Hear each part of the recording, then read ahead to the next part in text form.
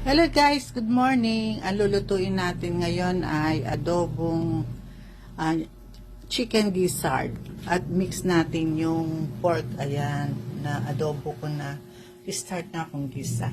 Mamaya balikan natin yan, ha. Ayan, nagisa na po ako ng bawang sibuyas. Nalagyan ko po ng kamatis. Tapos inimix ko lang tong mga, yan. At inadobo ko na po yan. Imimix ko na rin yung pork. Kasi luto na din po yan. Ganito po ako magluto ng adobo. Simple lang. Kaya ito po ang paraan ko lang.